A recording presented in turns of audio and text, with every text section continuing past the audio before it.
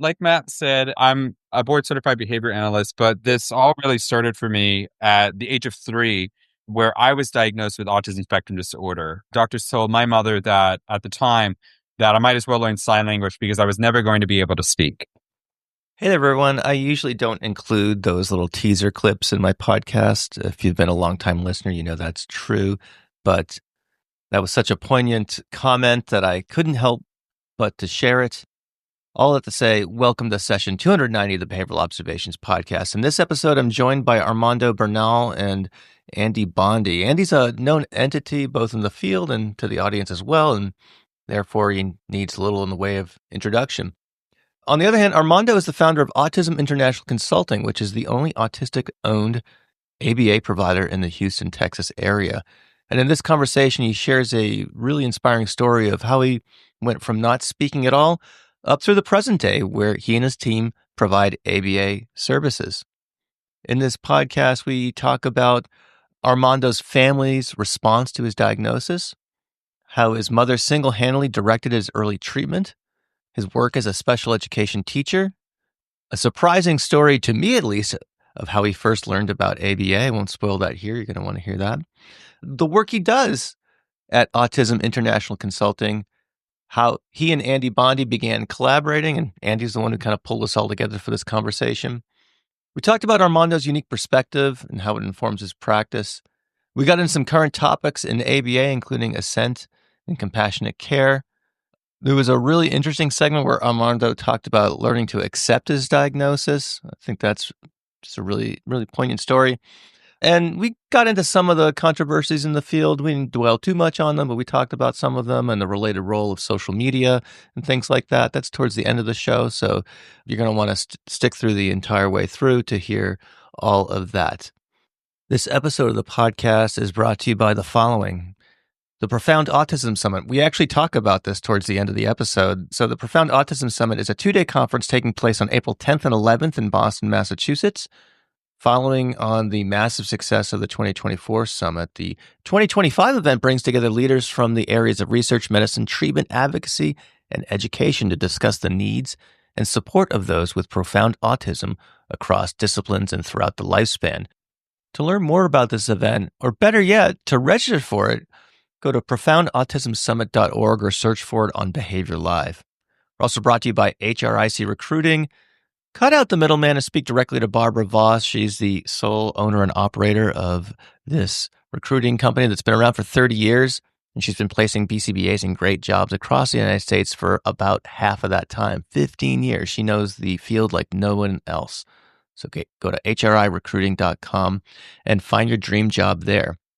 We're also brought to you by CEUs from, well, you guessed it, the Behavioral Observations Podcast. Learn from your favorite podcast guests while you are commuting, walking the dog, or whatever else you do while listening to podcasts.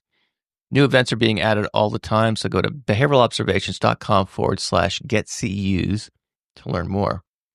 We're brought to you by the Behavioral Toolbox and our latest course, Motivational Interviewing, Getting Educator Buy-In. And that's been getting great reviews. So go to thebehavioraltoolbox.com and check out Motivational Interviewing, Getting Educator Buy-In, or some of our other coursework that is available there. And last but not least, I just booked my ticket to Austin. I am psyched to be going to the Verbal Behavior Conference for, I think this is maybe my 5th or 6th one. I don't know. I've lost count by now because it's so much fun. And even if you can't get to Austin, the online experience is second to none, thanks to our friends over at Behavior Live. And that's where you can register for the conference, whether you go virtually or not. So I hope to see everyone at the end of March in Austin, Texas, or virtually for the Verbal Behavior Conference. All right, I think that's it for opening remarks. Without any further delay, let's get to this fun conversation with Armando and Andy.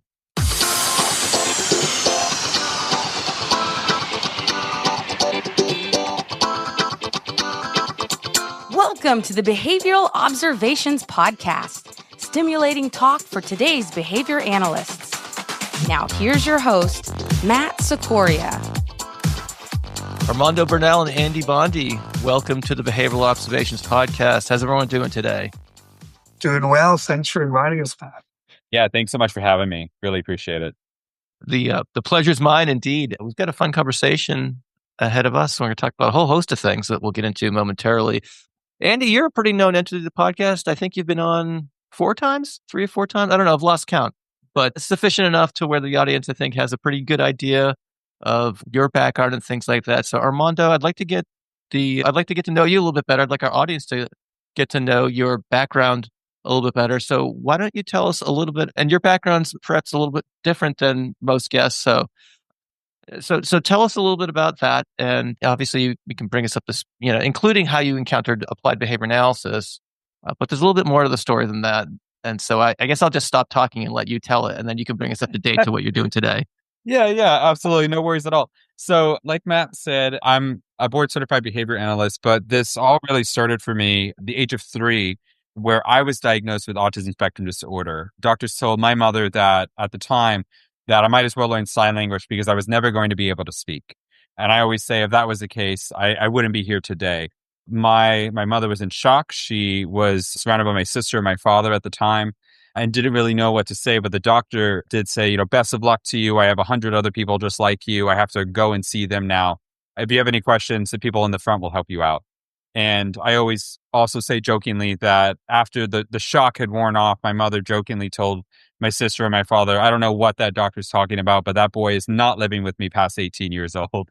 And so she took it in stride and wanted to find out more that she could to do to support me and help me grow in that way. And so we didn't have a lot of money growing up, but what we did have access to, it was the free public library in Houston, Texas. And so she was able to find different books on autism, different ways of supporting those on the autism spectrum.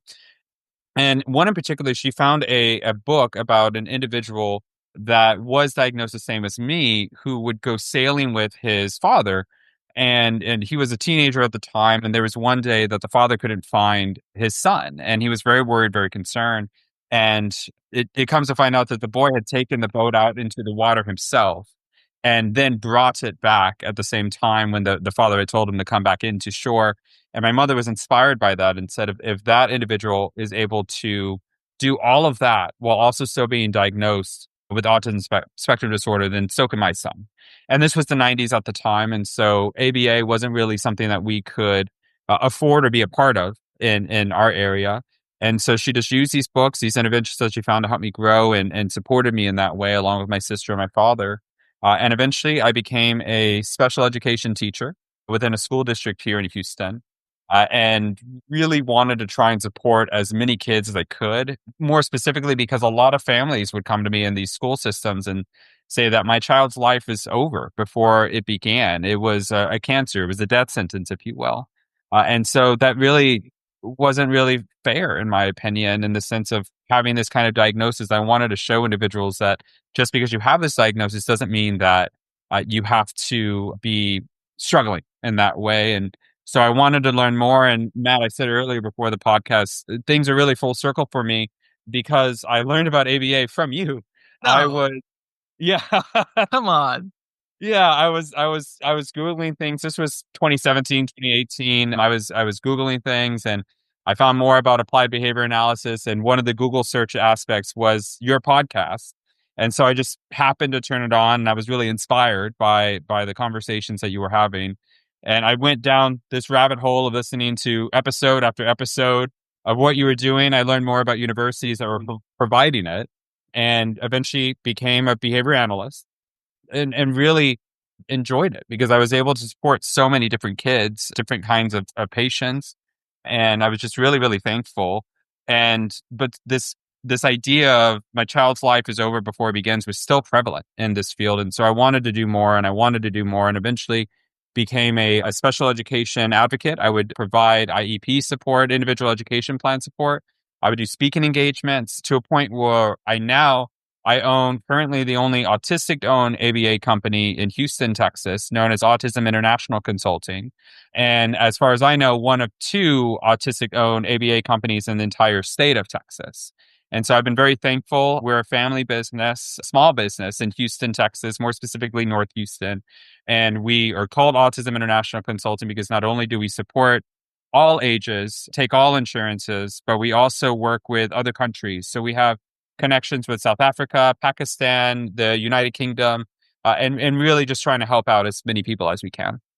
Wow. Well, there's a lot there, I suppose, and I'm still kind of dumbstruck because even though you and I have chatted before, as you reminded me before the show, and we were chatting just before the podcast, I've had email correspondence leading up to this episode.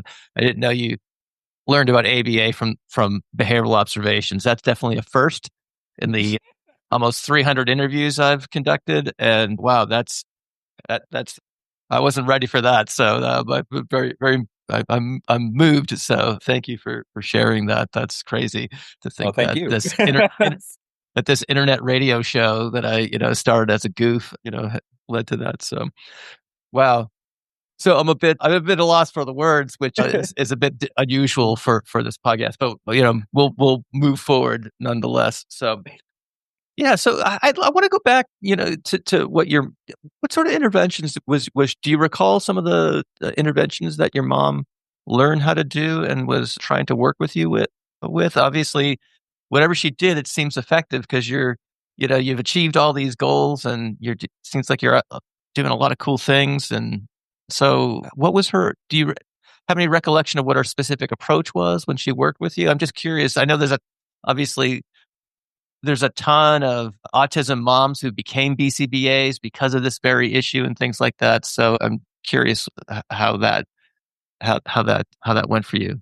Yeah, absolutely. So with my sister is 11 years older, and I'll preface with that because at this point, my sister's like a second mother to me. So it was my sister and my mother, and my father was in denial of this kind of diagnosis for some time. But once he started realizing that these interventions were helpful and that there was a place for all of this, he definitely came on board. But through the different kinds of interventions she put in place was just really trying to provide me a lot of opportunities to speak, a lot of opportunities to provide my wants and needs in more realistic or better ways. And a lot of the times I get individuals that say the old age stereotype, oh, but you don't look autistic in that way. And what I also preface in that is what you see is years and years of work of having to get through self-injurious behavior, having to get through yelling or property destruction or the things that we're typically familiar with in the ABA world. I often say, honestly, it was up until the age of 25 or so that I was still getting very self-injurious. I would take books and hit my head, or I would bite between my thumb and my index finger. These things were really difficult for me. But through the support of my family, I was able to start learning how to speak more. I went from pushing and pulling and saying sounds for words to finally being able to say actual words that could provide my ability to speak. Now, I always jokingly say as well, when I asked my mom, like, what really did it for me, right? Because I was so young, I don't remember what made me start speaking. And she was like, well, I did drop you on your head a couple of times. And I was like, full disclaimer to any parents here, do not drop your kids on their head. But she says that afterwards, I did take a tumble and something clicked or whatever it may be. And I started saying like boo for blue, or I said sky for sky, things like that, just on the way home one day. But that was really inspiring to her to say, these things that we have done for him are working. These things are helpful. Let's look into this further. And because this idea in my family was, you need to say what you are wanting to get what you are wanting, that encouraged me to do it more because I had no other choice. It was either I get the cookie by saying, ookie or whatever it may be, or I don't at that point. And she was, again, as I said earlier, she was a very adamant woman, still is. And I'm very thankful for that because I do 100% believe, and I say this to all the patients I currently serve, that the guardian, the professional, the parent that is with you, it really all comes down to the belief and support that they have for this individual to really see that success and independence thrive, whatever that level may be. Imagine an event where experts from every field impacting profound autism come together. A one-stop shop for learning about topics from challenging behavior to catatonia, to sleep research, to the sibling experience. Join us for the Profound Autism Summit, a 2-day conference on April 10th and 11th in Boston, Massachusetts. We bring together top leaders in research, medicine, treatment, and advocacy to address the unique needs of individuals with profound autism across disciplines and throughout the lifespan. Register on Behavior Live or go to our website, profoundautismsummit.org. The summit provides a space for professionals, caregivers, and advocates to come together to learn from the experts, like Bridget Taylor, Peter Gerhardt, and Eric Larson. And you can earn continuing education credits. We're offering 22 BCBA CEs, 24 continuing education credits for psychologists, and our application for social work continuing education credits has been submitted. You can register for one day or both, but don't wait. Be part of the movement driving real change for people with profound autism. Remember, register on Behavior Live or go to our website, profoundautismsummit.org. See you at the summit. Andy, I want to get to you in a second, but that's one more question for Armando. And as you were learning about behavior analysis, did it occur to you at any point during your coursework, it's like, oh, that's what mom was doing, or things like that? Did you have any kind of like connect the dots or aha moments like that? Absolutely. There was a lot of things that I learned about, and I was like, wow, this sounds so familiar. And my mother, I would talk to her, and my mother and I, my sister and I, were very close. And I would say, like, yeah, this is so cool, isn't it? They're like, yeah, we know, because we did it when you were 5 years old and it worked great. And there'd be sometimes I had an individual education plan, an IEP, when I was younger. And I told Andy this, that it did not dawn on me until maybe my late 20s when I was speaking again to my family. And I learned about an accommodation of having to repeat auditorily or audibly the questions on a test out there. And I was like, yeah, I just always thought my teachers were just really like nice and they were just helping out by saying these things out loud. And she was like, nope, that was an accommodation that we asked to be put in your IEP at the time. And I was like, wow, that's so cool. They were like, yeah, we know, we really loved you. And trying to help out in that way. So it was really interesting. So for me, being a part of applied behavior analysis, it really clicks for me, and it really makes a lot of sense, most likely because even before I realized it, I was either using it, applying these interventions before I even knew about it. That's awesome. That's awesome. So Andy, you're the one who reached out and kind of connected to all three of us. So I'm curious how you and Armando got together or collaborated and so forth. So can you tell us a little bit about that? Well, I'll start with, I'm very lucky I get to know this very amazing young man. And so it's nice to be friends. Nice to have young friends too. you know, Part of it was multiple threads. One of them was, Armando co-authored the Neurodiversity Affirming Applied Behavior Analysis paper, and I read that. And I admit when I was reading through it, I'm going, yes, because a lot of the issues, the values, my brain's going, I don't always use the same words, but the values are the values. We respect individuals. We want to build skills. We don't want to focus on, what's wrong and how to get rid of things. Some of the language they used, textually inappropriate behavior, term we've used for a long time. So I wanted to learn more. I was lucky that I got to hear Nora Syed talk last spring, so I got to know her. And my daughter, Raina, was hearing some things that Armando was doing. So you got to listen. And so I listened to my daughters. So they got us together and we started talking. And again, what we started to, realize was, in terms of what do we want? We want people to grow into the world, join the community, interact, acquire skills, and do it in an ethically sound and responsible manner. And, I'm old and I've had my ways of describing things. And if I need new ways of describing things, I've got to learn. And so who do you learn from? You learn from people who are coming into the field and helping lead us. So, we've had really good conversations talking about doing things together. We talked about with Dora and several other people doing a panel discussion at ABA, but no, Armando's got to have a baby, so he can't go. So instead of that, I've talked him into joining us with Nora to do a talk in October when we have our functional conference going on again. So we're trying to stay in touch. He met with our pyramid group from around the world last week, I think. Yes, it was. And it's this is what we want to do. For pyramid to stay relevant, we have to interact. We have to interact with yelling and the brightest and the leaders, and that's what I think is going on here. Great. Armando, one of the things I was curious is how have your personal experiences shaped how, I guess two questions. One, how has it shaped how you practice personally? And then I think we can get into like your point of view on ABA as a whole, but just in terms when you're working with individuals and their caregivers and things like that, I don't know if this is, I guess you only have your perspective, I suppose. So, but I'm curious to hear what it is in terms of like how, how your history and background and, that is unique and how that has shaped your individual style of practice.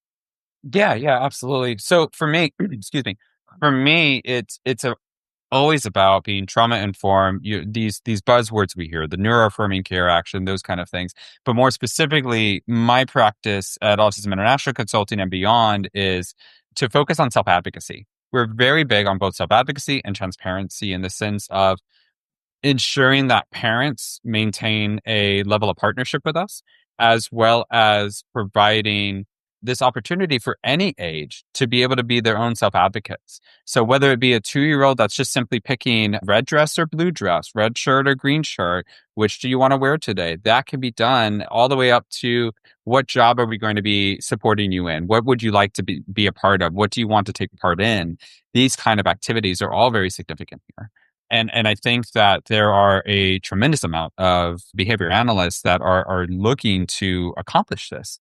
And I try to connect with individuals such as Andy, such as yourself, that believe in these kind of things, because these individuals that we're serving, the idea is and always will be to work ourselves out of a job. We want to help these individuals achieve independence and success. But the only way we can do that is to have their hand in ours and be able to work toward a significant goal that they want to accomplish, and then try and fade out our services to really see them become successful and independent individuals in our society.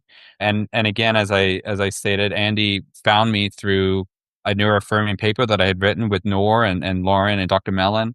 But it's been a real joy to not just connect in that way, but to see that he also has met so many other individuals that are seeing the same things that I am, and that in general the field is as well.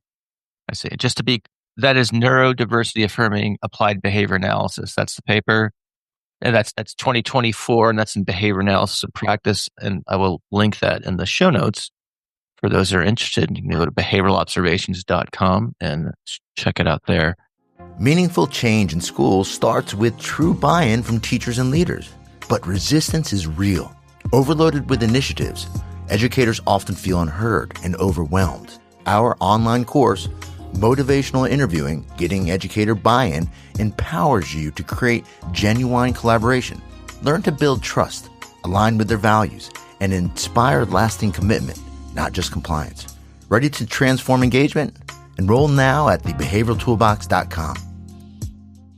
Do parents, when they bring children into your practice, are they what do they have a reaction when they know that you're an autistic BCBA? I can imagine that might generate some reactions in some way. I mean, I know it's on your branding, so it's probably not a mystery to them as they come through the door. Do you see people sometimes even seeking out your services because of this unique history? Or I don't know, I'm just guessing here, but can you tell me a little bit about how folks respond to that? Yeah, absolutely. As I had said earlier too, there's a lot of parents that come to us and they just are, hopeless or worried or scared about their child. They don't know what their child's life is going to be anymore. And they come to us, and I do say that we're the only currently autistic-owned ABA company in Houston, and they get really excited. Or they believe that we can certainly help their child. And of course we would love to do so. And my mission in my business is also not to just be the only autistic-owned ABA company. There is, as many of your listeners know, a lot of controversy in ABA. And what my hope is to show anyone that autistic individuals are prominent or can be prominent in the field, and help support these individuals that we're serving, and hopefully be a model for other autistic individuals like myself to create their own ABA business. These parents that we work with, I try to express to my therapist, my behavior analyst, to them, we are complete strangers. And a lot of these parents have to swallow their pride and say, I don't know you, but I need help working with controlling the behaviors of my son or my daughter. And it is in our best interest to try to be this individual with just open arms and say, it doesn't matter what struggles you are having. We want to help you. We want to be there for you. And that kind of empathetic reaction, I think really overshadows the kind of performance that we can give as a clinic. Now, granted, we do obviously do our very best, but at the end of the day, the parents that we're serving, they want someone that can understand them, understand their child, and know that they're just really looking for help. And if we can do that, then I think we've done our job at that point. Got it.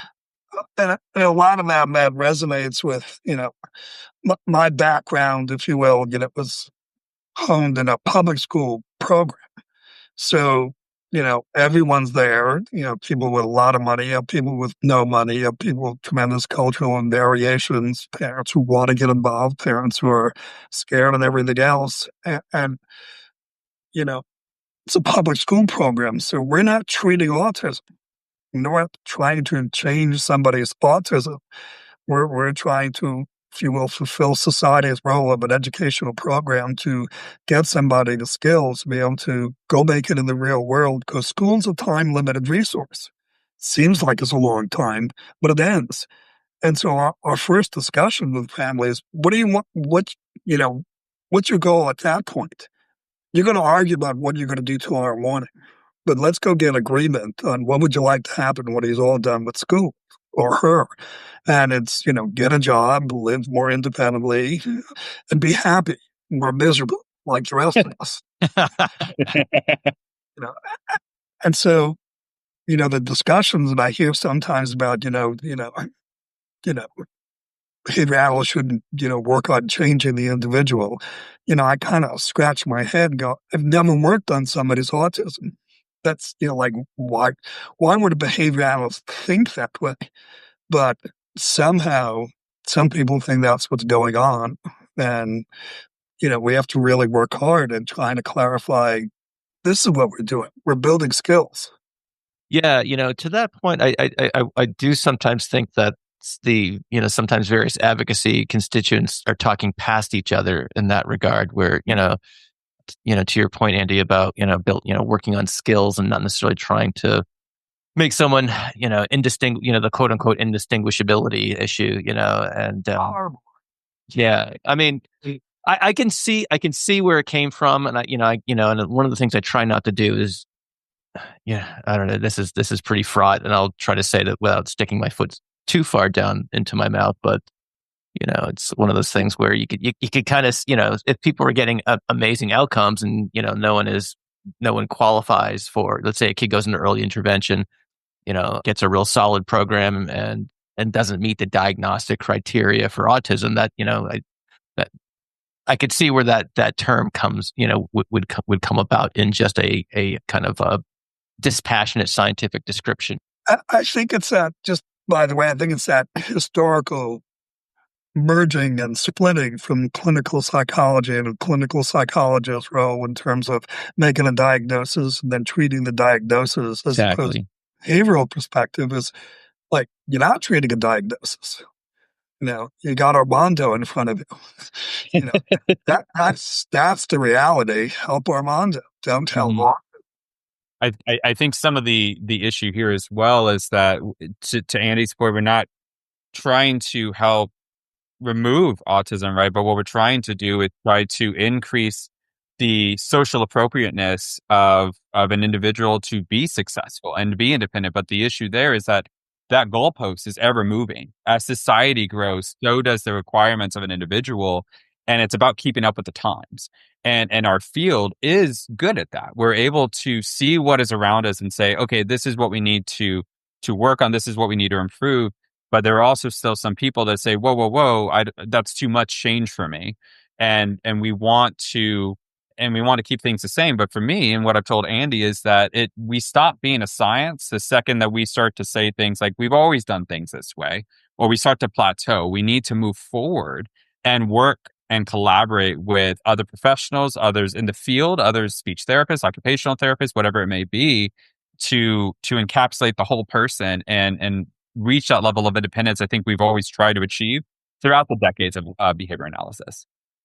That's a good point. And sometimes I catch myself in terms of thinking that, science should move more slowly and conservatively with skepticism, and so I think there's a natural tension there for that probably makes adopting some of these new ideas, new terms, new attitudes even more difficult given the history of and our backgrounds as behavior scientists, because science is again think about how long I don't have this personal experience because I don't write articles for publication, but my friends and colleagues who do that, who are in the business of the academy, it takes years sometimes to get something through a review process.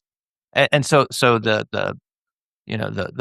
science of behavior as it relates to if we're just looking at in terms of knowledge production through the research literature, it is an inherently small c, conservative, slow, purposely slow process that has lots and lots of checks and innumerable, perhaps too many to some of my friends' chagrin, points of friction that slows the process down. So I don't know. I can just kind of see how that our field is, perhaps set up to take on some of these issues very, very gradually, and perhaps not at the paces, that we might like to see otherwise.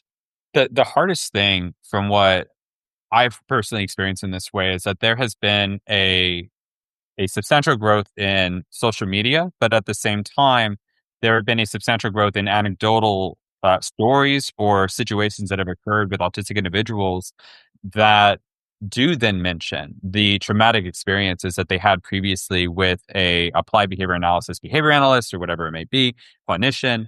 And the trouble with social media as this has risen is that whoever is the loudest usually gets the most attention. Yeah. And at this time, this misinformation of behavior analysis is becoming more louder and louder. I do want to preface here that anyone that has these stories on traumatic situations or interventions that were occurring to them have to be honored and respected. Absolutely. But at the same time, the analogy I give for people to understand this is, let's say we go to a medical doctor that we disagree with on their ideals or their beliefs. We don't then say as people, well, I'm just going to be turned off from Western medicine forever. What we do at that point is say, well, I'm going to go find a medical doctor that fits my beliefs, my ideas, and move on at that point. But what is happening currently in behavior analysis is that there are too many people that are saying, well, if one behavior analyst does this, then they must all be doing this. And that's just not true, right? And that's the kind of misinformation that we are discussing and that we're trying to move past, because there are a lot of really good individuals, also autistic, also neurotypical, that are just trying to do good by their patients that may be overshadowed by these individuals. And so that's why these podcasts like yourself and others are doing such a great job at trying to bring everyone together in that way. Are you looking for a new job, but you're overwhelmed with all the emails that you're getting from various ABA agencies? What if there was someone who was in your corner and could help you find the perfect job placement? Well, that person exists. Barbara Voss has been working as a recruiter for over 30 years, and her company, HRIC, specializes in placing BCBAs in permanent full-time positions throughout the United States. Barbara has been placing BCBAs since 2011, so she knows our business, and she offers personalized service to any BCBA looking for a new position. She also helps companies looking to hire BCBAs too. Here are just some of the things Barbara can help you with. She can provide information about salary ranges in different markets across the country. She can help you write your resume. She can coordinate and prepare you for the interview process, and even help negotiate the right salary for you. And best of all, there are no charges to any candidate for all of these services. When you're ready to make a change and want to work with someone who will listen to you and understand what you need in a new position, contact Barbara at HRIC. To schedule a confidential discussion, head over to hricolorado.com. Again, that's hricolorado.com, and hit the contact button to connect with Barbara. You won't be disappointed. Well, if I could interject, one of my favorite topics is obviously PECs. Know a thing or two about it.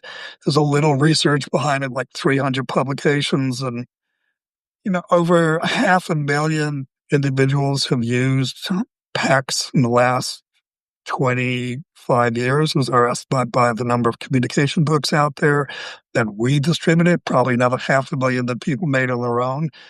And I can't find descriptions of people who have gone through PECS and then bitterly complained about it. But the argument has been, well, Andy says PECS is derived from ABA. And ABA is abusive, so PECS is abusive. But what about the people who are actually using it? That's where I get a disconnect. I don't, as Armando's saying, like when somebody says, I was traumatized, like you want to, you listen, you're empathetic, you're sympathetic, and you pay attention. But when somebody says, it's guilt by association, then you kind of need to have more conversation. I would say also that one of the things I've been thinking about recently is that, when I got into the field, the field was in its, still in its very, very early stages, even more so with you, Andy. I think you can relate to this for sure. And now we're an industry, an occupational field. I don't know what else, probably other ways to tack that. And we're getting to the point of like the law of large numbers is going to apply, where, you've got this normal distribution on any attribute that the 70, 80,000 BCBAs, that are out there. And you're going to have people in the tails of that distribution. On one side of the distribution, you're going to have tails that are, could be described with, tales of excellence, as it were. And then there's the other side of that curve where, there are going to be people who might struggle in various ways or, have shortcomings of various types and things like that. And I just, I've just been thinking that as there's so many more of us out there that those, those sorts of things come to mind. Just like the same thing. It's like, there are, I don't know, how many teachers are there in the United States? A couple 100,000, maybe 1 million. I'm just guessing, and most of them are wonderful and do great jobs. And then every once in a while you see an article in the newspaper of someone getting in trouble for this, that, and the other thing. And, so, and that, I'm not saying that as like an excuse not to reflect on where the field is and where it's going and things like that. It's just kind of like one of those things that I think it's also important to take into consideration as we're, doing some self-examination here. That kind of goes to the importance of staff training and development. We talk about it often in terms of protecting the students and the children, but it's also the best protection for the staff. I mean, we used to tell people, you do something creative and something goes wrong, you're on your own. You do something that we trained you, when something goes wrong, we're all there with you. So it's, that part of staff training and development is crucial for. Indeed. So I want to kind of bring this back a little bit in terms of your experience, Armando. And I'm wondering if there's some things that, I know you've already discussed a lot of these things already, but there's anything else in regard to things that maybe some practitioners don't have your unique background might miss, or things from your point of view, from either a practice standpoint or something else that you'd like to communicate to folks who might not have, again, your unique background. Yeah, absolutely. So for me, again, some of our core values at Autism International Consulting is transparency and self-advocacy and innovation in that way, right? We want to ensure that we have a buy-in with the individuals that we're serving, whether that's the littles and being able to interact with certain toys in a certain way, or with the parents even, to understand that what we're doing here, they're welcome to come and observe. They're welcome to come and see in this way, right? But what we also focus on is this idea of what we were discussing, this neuroaffirming care, this trauma-informed approach. One of my concerns, I've spoken to Andy about this, is that I worry that sometimes people that may not be as familiar with it take it maybe a bit too far. And what I mean by that, right, are these individuals, these patients that say, well, I don't want to have my lunch today. I want candy for lunch. And in the essence of neuroaffirming care, we say, hey, he wanted candy. Let's go ahead and give him that candy and do that kind of thing. And that's always concerning to me, because that isn't how life works. I think we would all love it if we could say, I don't want this healthy broccoli. I want candy. And that's the only thing. That's how life is. But that just isn't what life is, right? So we need to remember that there needs to be a certain limit on what we're allowing to occur in a session, and then moving toward the idea of what is typical in society, and what are we going to allow in order to get them better prepared. There was a story at the Pyramid book reading that we were discussing last week on an individual that was saying that, well, they don't want to do XYZ activity today, so I just didn't let them do it today. Right? Because that if I made them do it, then it would just be torturous. It would just be the worst thing to happen to them. And my argument toward that was, okay, so what would happen if we took away the individual that was helping support him or her, and what would happen? And they were like, well, they wouldn't be able to take care of themselves. Okay, but that's exactly the point here. We're trying to do certain activities, certain skills in order to give them the independence they need, and hopefully never need support from the applied behavior analysis world, from a caregiver, from a guardian. But we won't be able to get there until we put them in these situations that do require a little bit of effort, a little bit of work on their part to reach that kind of independence. And the best way we can do that is buy-in. The best way we can do that is to speak to our patients, our clients, and say, look, we're doing XYZ thing because this is going to get you from point A to point B where you want it to be. And being able to do that, whether that's the parent, the guardian, or the patient themselves, is establishing this kind of goal setting, this is cross analysis toward that point to really achieve that goal. And that's something that I've been so thankful to meet Andy on, because that's something where we can really meet in the middle and connect there. See, trying to frame, the balance of life, you can't do it in a sentence, so it's easy to say, oh, he shouldn't have to ask for a cookie. But, the answer is not an all or none thing. The answer is some of the time he does. Some of the times people will not anticipate everything he wants. And if they did, that would be horrible. That if you pick anything all the time, your life would be horrible. Either you have to ask all the time, or you're given it all the time, or you have to work for it all the time. You get them. Any one of those things is an unbalanced life. So when we're trying to talk to people, they see a single trial or a single occasion, and they go, "Oh, that's wrong." But no, you gotta realize it's one of the skills. It's not the skill. And it's always takes more time to explain, what you're doing. And you can criticize in a really quick sentence. Hey, everybody, I want to take another quick break here and remind you that the Verbal Behavior Conference is coming right up. It's taking place on March 27th and 28th. And on the 26th, the day before the conference proper, there's a full-day workshop by Dr. Barbara Esch. This year's speakers include Drs. Judah Axe, the aforementioned Barbara Esch, April Kaisermore, Tiffany Kodak, the illustrious Pat McGreevy, and Dr. Kaio Miguel. You've heard from Kaio and Judah earlier in just a couple of episodes ago, and hopefully they gave you a taste of a little bit of what you're here. What I love about this event is that each speaker does 2 talks, one on day 1, one on day 2. And so there's an opportunity to elaborate. A lot of people come back the next day with questions that they're able to ask directly to the speakers, both during the sessions and between events and things like that. It's just a really cool setting that I just really haven't seen anything else like it in behavior analysis. We also get to do a fun panel discussion, Q&A, if you will. And I just published last year's Q&A, so you get a sense of what that's like as well. So that was just, I think, in a recent episode. So you can check that out too.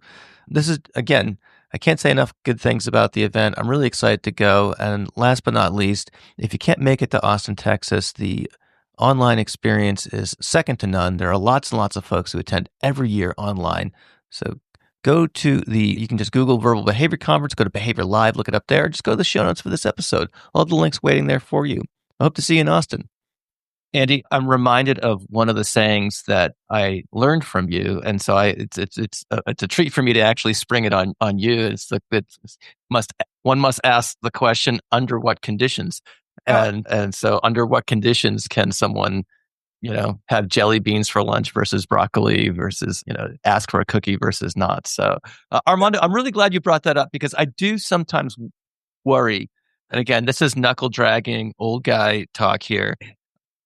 But I have these thoughts nonetheless, but I'm willing to interrogate them. But that sometimes these messages do go too far, and have some kind of unintended consequences. And so I'm grateful that you brought that.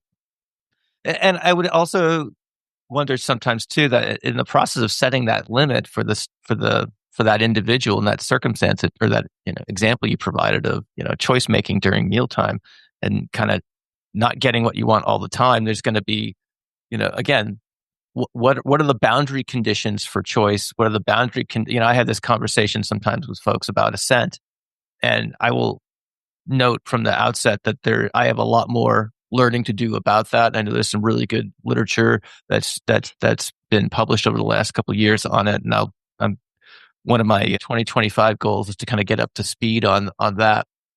But one of the, I guess the I don't want to say knee jerk, but some of the reactions I have to some of these things, it's like, okay, yes, that makes total sense, and then there's going to be some conditions where that we have to set some limits for safety, for health, for all sorts of other things. So I'm glad you brought that up.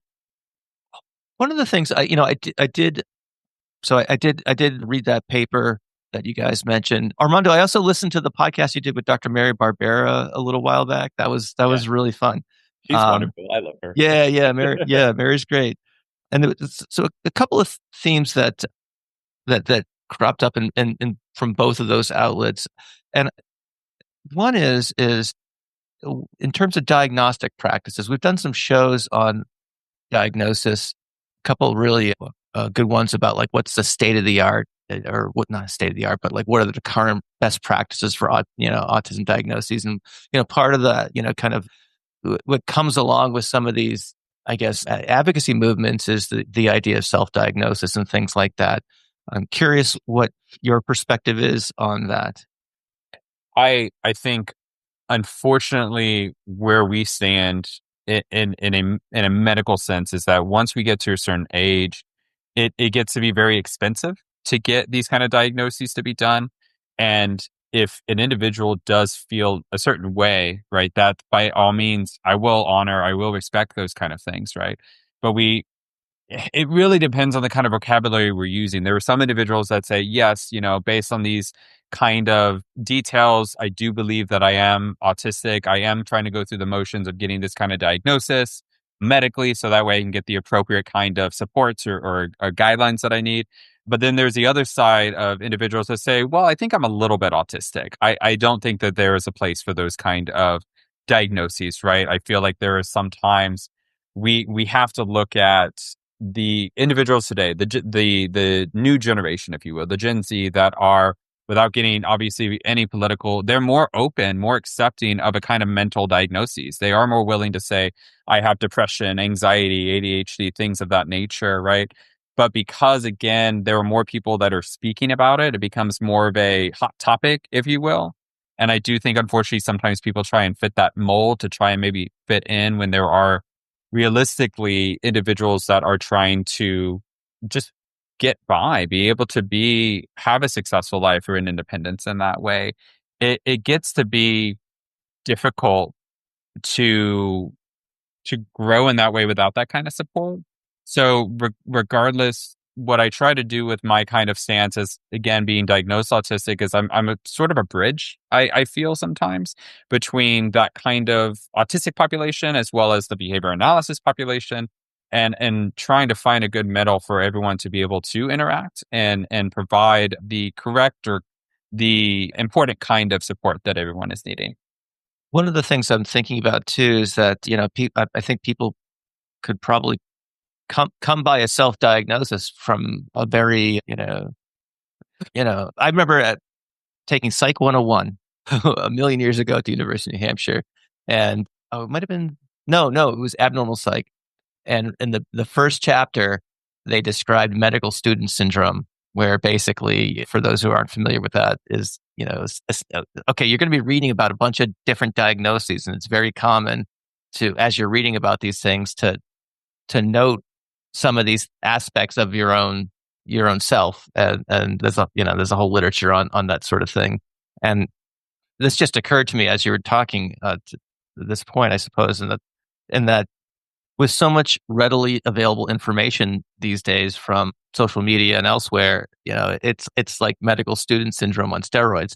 So, it wouldn't surprise me that people can come about a self-diagnosis through entirely, not purposely or anything like that, not wanting to have a diagnosis, but just through exposure.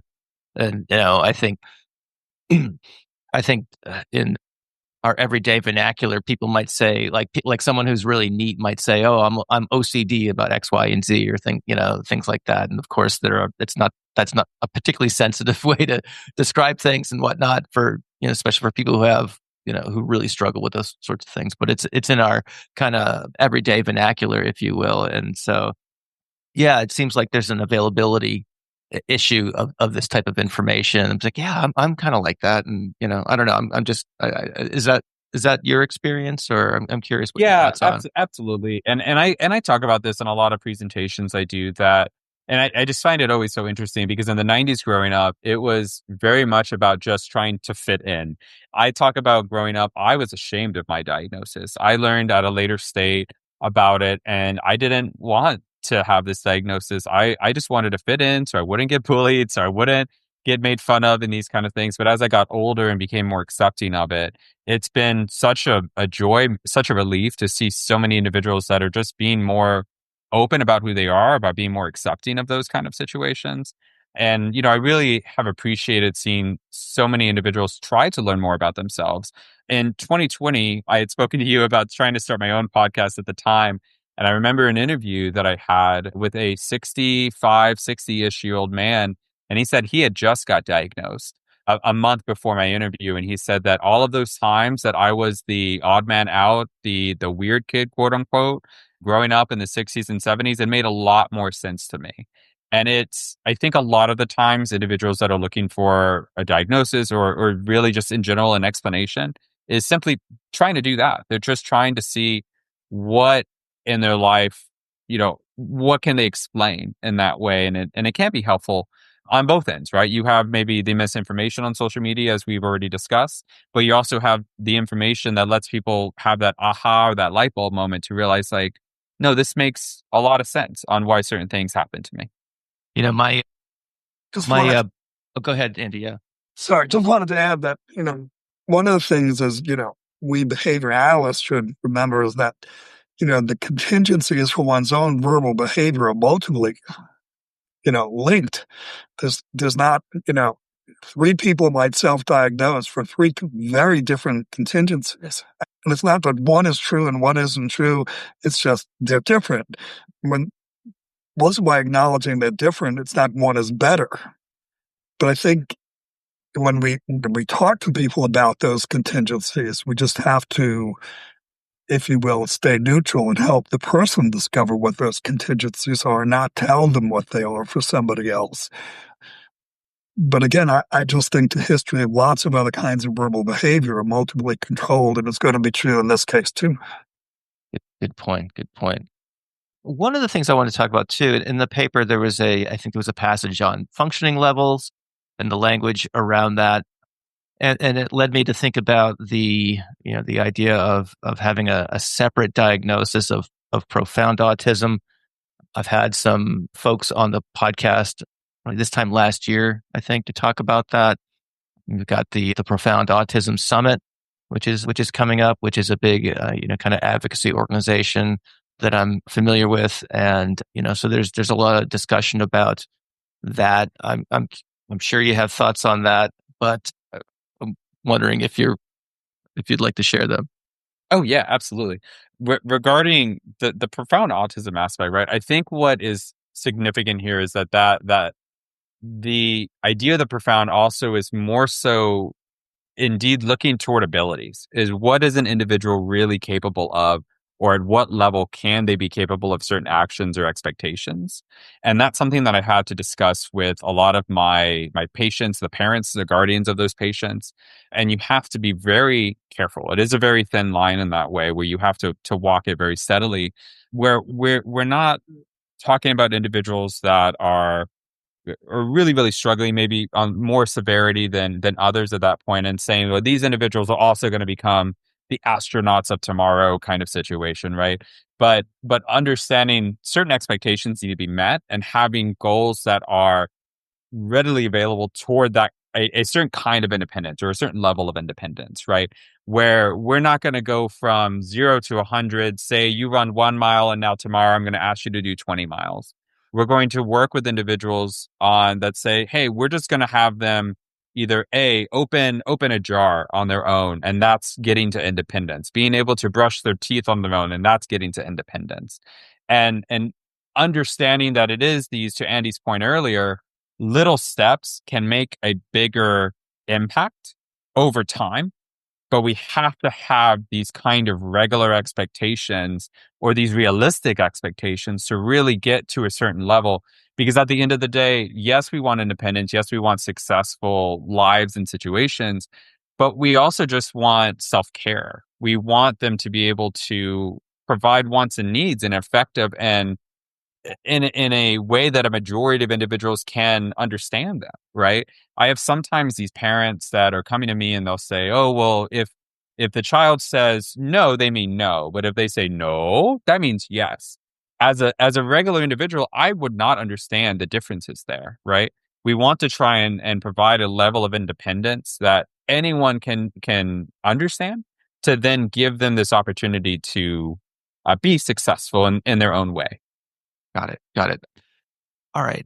A couple other things that I want to chat about here real quick is that what, and a lot of these things we've covered already, but I'm curious what both your thoughts are. Is that we've talked about criticisms of ABA, and Andy, I think you alluded to some of this a little bit already, but it's so easy, or at least for someone like myself that has been a behavior analyst for decades, to get defensive when people criticize behavior analysis. And to your earlier comment about guilt by association and things like that, and also reflection on your own practice.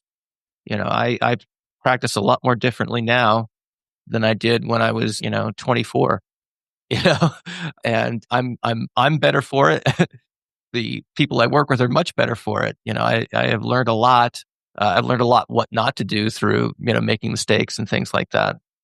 And so the field does evolve. It in some matters it almost self corrects, and so again it's one of those things that if I don't catch myself, it's super easy to get defensive when people say ABA is X, Y, and Z. And so I'm just being very, very transparent about my own personal feelings on this. And obviously, I'm not saying I don't listen to the criticisms and things like that. I'm just talking about like an emotional reaction that I have to like observe and then kind of step away from, so I can kind of process what's actually being the claim, I suppose, more dispassionately. So what are some ways that you guys have found to respond to folks who might have misgivings about applied behavior analysis, or outright hostility, or anywhere in between those two poles? Well, as the older guy, Armando, I'll start that, part of it is, one's history. If you have a history of backing everything that, the majority has said, then, when somebody criticizes it, your own behavioral momentum is going to lead you down that path. If you have a history of criticizing things in the field, being selective, like, gee, why are we doing compliance training? Why would you ever assume a kid coming into your clinic is non-compliant? What is non-compliant from a behavioral point of view? It makes no sense. But if you have a history of sometimes criticizing some parts, then maybe it's a rational conversation you're having in the future. That is, this is more of what we should do. This is less of what we should do. So I think, you've got to look at, again, that big picture. I'll modify the line that you reminded me about it. It's we study the flow of actions under various conditions over extended periods of time. It's a mouthful, but that's what we're doing. And when we get caught up in defend this one little single thing that you did or doing or have done, that's when you're going to appear very defensive. For me as well, it's from a newer guard, if you will. it has been about having these kind of open discussions with those that are actively speaking on these kind of controversies. As I had said earlier, I'm in this kind of weird middle ground where I'm both supporting the autistic population, but also supporting the behavior analysis population. And I've had these individuals that try to say, well, could you say that ABA doesn't work for everybody? And try and have these kind of conversations. And it's kind of one of those where I have to like bite my cheek, bite my tongue, if you will, and hear that other side and hear what they have to say and be very open and transparent about it and say, let's have this debate, let's have this conversation where I will be open-minded and hear your side, if you will hear my side. And hopefully at the end of that conversation, come out being able to learn a little bit more from both of those parties as well. And that can be really, really significant to achieve progress, achieve growth. And that's what I typically try and hope for when I have these kind of conversations, is to reach a level of growth where we can hopefully change the mindset of that individual and maybe the mindset of others that see ABA in a negative light. Do you get criticism for being, an autistic BCBA from? Oh, all the time. Yeah, Absolutely. Yeah. And what is it like? What is it like to hear that? Yeah, I try to just shake it away kind of way. So there was one individual that I spoke with. He's a very lovely individual, but we had a interview and he was like, so what is it like to provide torture? I mean, ABA, as a joke. And I have to be like, haha, so funny. But in reality, in that way, right, he's speaking up for those individuals that did have those kind of issues, those controversies. And it's important for me to say, hey, I hear you. I value your opinion. I know what you're saying, but this is my experience. This is my anecdotal experiences. I've had an ABA. I've been able to provide support to kids that ate nothing but veggie chips or potato chips, and now they're able to eat a plethora of foods. I've had individuals that were non-speaking, non-verbal, whatever the individual that's listening to today is hearing it from. And now, before they go to therapy, they say, I love you, and kiss their mom goodbye, kind of situation. Like those kind of progressive movements mean a whole lot to these individual parents, these individual guardians. And we have to, remember that everyone that we're serving is somebody's son, is somebody's daughter that just wants to see the success of their child. And the same for those individuals that are against ABA, that we try to reach this level of collaboration, this cohesion to really try and support the betterment, again, of the field and the betterment of the individual that we're serving. Do you think that individual you referenced came around to see your point of view on this? I certainly hope so. It sounds like you were very open to his. Yeah, I'm just curious if the certainly reverse is hope true. so. But we started out, admittedly a little rocky, right? Because of course he has his own individual beliefs on what ABA is. But by the end of that conversation, we were laughing and joking and and smiling. And really, when I talked about earlier about having these back and forth conversations, that's my only goal, is that for these people that I have these conversations with, to know, like, I don't dislike you. I don't dissuade you from your beliefs. I just want you to hear my side, much like I would want to hear your side. And I think too often we get maybe a little combative where we're butting heads in that way. But if we want to, at this point, move forward in our field, we have to see both sides. We have to be able to support one another in that way and hopefully move in cohesion toward the betterment. Because I do believe, or at least in my heart of hearts, that what we can all agree on is that we're just trying to see the success of the patient we're serving, or the success of the individual that's a part of this. And really, that's why I got in the field. That's why you helped me get in the field, Matt, is to provide that kind of support. Awesome. All right. Well, we're coming up on the time that we've set aside for this conversation. So I'd like to offer two things. One is, if there's anything else that you want to bring up that we haven't gotten to give you the opportunity to do that. And if not, Armando, I'd love you to take us out with some advice for the newly minted BCBA. Yeah, absolutely. For me, it's, if anyone is ever interested in shadowing or seeing the kind of self-advocacy kind of the therapy that we provide, please check us out, Autism International Consulting. I believe, Matt, you'll probably have my website in the show notes here. Yep. But I welcome both people that believe ABA is controversial, that love ABA, come see what we have to offer, because I think that's the only way that we're going to grow as a field, is to be open, is to be transparent and see the kind of therapy that we're providing. That's welcome to you, Matt. If you ever come down to Texas as well, I'd love to have you, or Andy as well, as he's well aware. And for those newly minted BCBAs, first of all, you did it. Congratulations. When I got my certification, I cried that day. It was just a wonderful experience.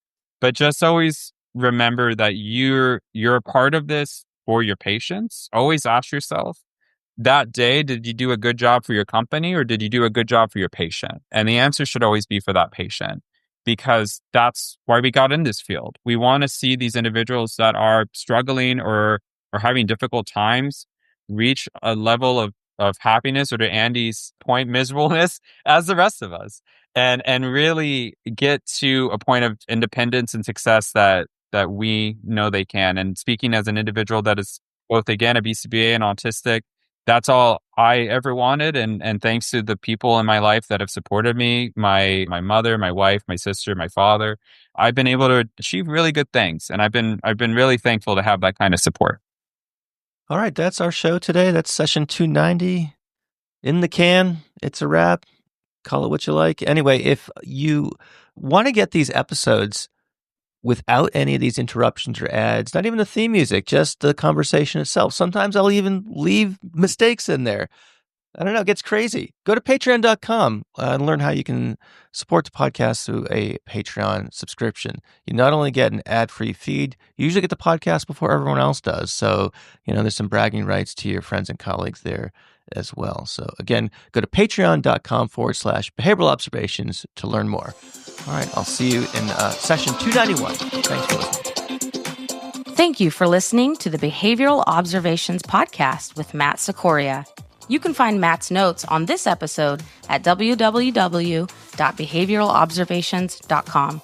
We also invite you to stay connected with us on Facebook at facebook.com/behavioral observations and on Twitter at Behavior Podcast.